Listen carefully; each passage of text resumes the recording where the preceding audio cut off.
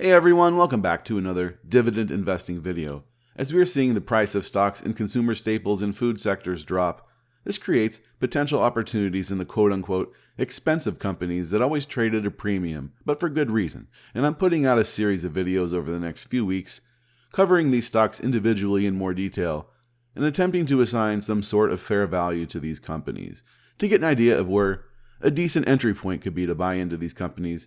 Today I'm looking closer at McDonald's, ticker MCD. This is a classic dividend stock. It's down over 11% in the last 6 months. When a consistent performer like this drops, we dividend investors take notice. So let's figure this out. I'm Nick, and this is the Dividend Growth Income Channel. Thank you for joining me today. I'm not a financial advisor or guru. I'm just a regular guy who wants to share my love of dividend growth investing and building financial independence with passive income. If you could, please do me a favor, smash the like button and subscribe to keep up with future videos. This helps us out more than you can imagine with the algorithm, so we can bring you more quality dividend investing content. McDonald's was founded back in 1940 as a restaurant operated by Richard and Maurice McDonald in San Bernardino, California. Today they are headquartered in Chicago, Illinois, and are the world's largest fast food restaurant chain, serving over 69 million customers daily in over 100 countries. McDonald's is also a real estate company through its ownership of around 70% of the restaurant buildings and 45% of the underlying land, which it leases to franchisees, and they are massive. I want to quickly illustrate just how massive McDonald's is compared to any of their peers in this space. Here are all the restaurant stocks in Seeking Alpha. I've sorted them by market cap. McDonald's is at a $188 billion market cap. Well, the next largest company in this space would be Starbucks with a $108 billion market cap. So Starbucks is about 57% of the market cap size of McDonald's. That comes the closest. Then we have Chipotle, ticker CMG, at a $51 billion market cap. McDonald's is more than 3 times the size, closer to 4 times the size of Chipotle. Now, Compass Group, this is a British food service company. They serve like schools, universities, and hospitals, so this isn't really comparable. Then we have Yum Brands. This is KFC, Pizza Hut, and Taco Bell, and this is a $34 billion market cap company. McDonald's is about 6 times larger than Yum Brands, all 3 of those companies combined. Next in line is QSR. That's a Canadian restaurant company. They own Burger King, Popeye's Chicken, and I think they own Firehouse Subs. They're at a $30 billion market cap, also 6-7 times smaller than McDonald's. Domino's Pizza, a $12 billion market cap. Getting into the mid caps now, you have like Texas Roadhouse, a $6.4 billion market cap. Wingstop, $5.4 billion.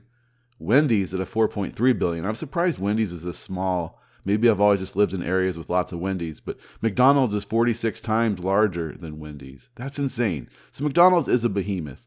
And not shown here are private companies like Chick-fil-A, which is estimated to be at a $15 billion market cap, and In-N-Out Burger, which is estimated to be at a $3 billion market cap. Neither of these are anywhere near the size of McDonald's. The majority of these companies could decide to merge together, and they would still be a smaller company than McDonald's. And by the way, if you use the link in my description here, you can take advantage of $50 off your first year of Seeking Alpha Premium. That's a great way to support our work here on the channel. It does offer a lot of nice benefits, such as the articles it provides by many reputable authors that I spend a lot of my spare time looking at for my research here. So McDonald's, they're everywhere, right? I'm sure you've been to their restaurants before. Here's a map of all the countries that have McDonald's. I got this off Wikipedia, so it may not be the most up-to-date, but illustrates just the reach this brand has globally, the worldwide recognition, one of the top brands in the world probably. Although it reflects the withdrawal from Belarus and Russia in 2022 after the launch of the war in Ukraine, so this is reasonably up to date. Let's look at the stock itself, down over 11% in the last 6 months. But over the last 10 years, shares of McDonald's have climbed 171.76%. That's just the price growth. This doesn't take in consideration all of those dividends McDonald's has been paying out. And notice, there are plenty of buying opportunities along the way. Whenever we see a dip, it ultimately recovers. But remember that past performance does not guarantee future results. Now, from a total return perspective, we have 253% total return over the last 10 years. So about 80% of McDonald's return from the last 10 years has come from the dividends. Today, shares are yielding 2.59%. And this is 14% above the 5-year average. It's an opportunity to grab shares of McDonald's at a better than average starting yield. Now, 2.59% doesn't seem like much, but let's look at what happened to the folks who bought 10 years ago, because they're up over 253% overall, right? So what would their yield on cost be? And if you'd bought McDonald's 10 years ago, your yield on cost would be just over 7% of your initial investment. This is what happens when you buy and hold quality companies that grow their dividend consistently every year, more often than not. Back in 2013, McDonald's was paying 70 cents per share each quarter, and they ended up paying $3.12 that year total. Here in 2023, they are paid or on track to pay $6.23, just about double what they paid 10 years ago. That is what dividend growth looks like. That is why I invest in dividend growth stocks. Now, McDonald's has been raising this dividend for 46 years, longer than I've been alive, and many of you. Gotta love the consistency in that chart. And the latest raise was announced back at the beginning of this month, October 2023, at nearly 10% for its 47th consecutive raise. We are just a few years shy of McDonald's attaining that elite dividend king status, and I have no doubt we will be making that video in 3 years. Now, another interesting fact I discovered was that only 31% of you guys watching this are actually subscribed to my videos. So guys, if you aren't yet, please click that subscribe button. Help me out for my push to 20,000 subs, trying to push this by Halloween. But back to McDonald's, right? We have a Simply Safe dividend safety score of 77, rating that dividend safe, a dividend cut, unlikely. The dividend makes up 57% of forward earnings, 52% of forward free cash flow. There's a lot to like I could go over, but one more interesting fact I'm going to highlight is in that last recession, the return for McDonald's between the years of 2007 and 2009 was minus 3%. So while it was down, the S&P 500 during that time was down 55%. So McDonald's was a place of safety in the last recession, and it's pretty easy to see why. The big question is McDonald's a buy right now? Let's find out. So when we get down to trying to value a stock, there's really no one perfect method. So what I do is I take a few different valuation models and I make the average of them. It's a process, but it's in no way perfect.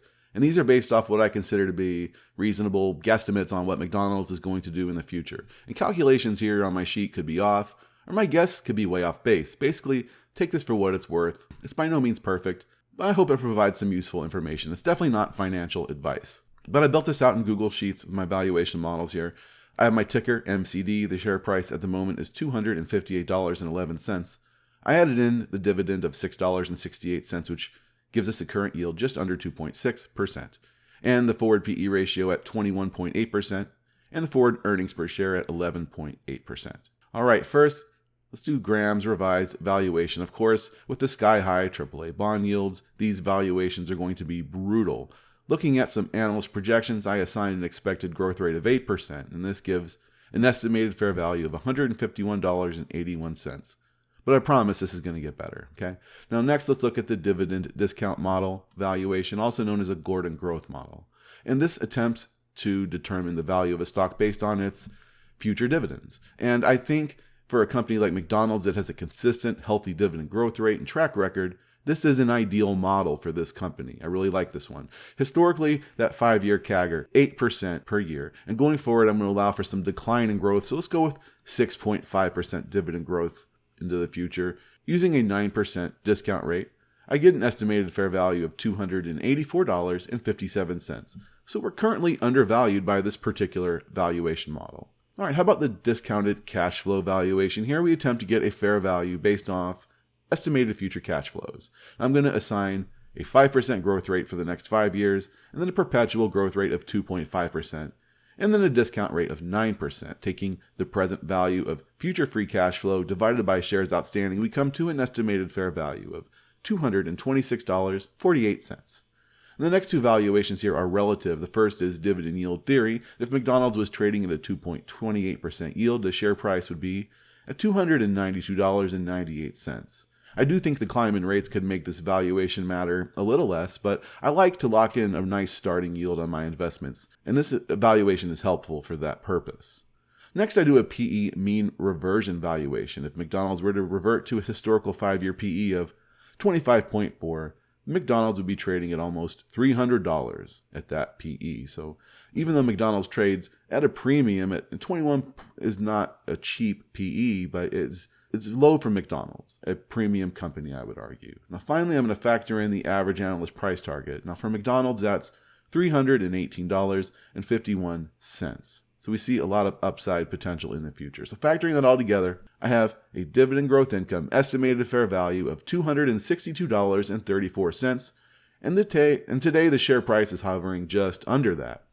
An investor such as myself who values high quality companies, I'm happy to pay fair value for McDonald's shares.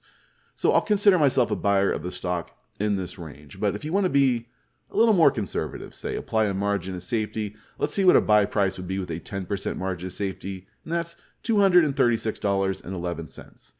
I think possibly we could see it hit those levels, right? Now, if you need a 20% margin of safety, then you're looking at $210. Now, just imagine how bad the markets would have gotten to see McDonald's fall another 18%. Remember, this is a company that had a negative 3% return over the 2 years of the last recession. Guys, thanks so much for sticking around. Coming next, I'm going to look at stocks like Hershey's, Pepsi, Coca-Cola. These are all stocks that have dropped a lot in the last couple months.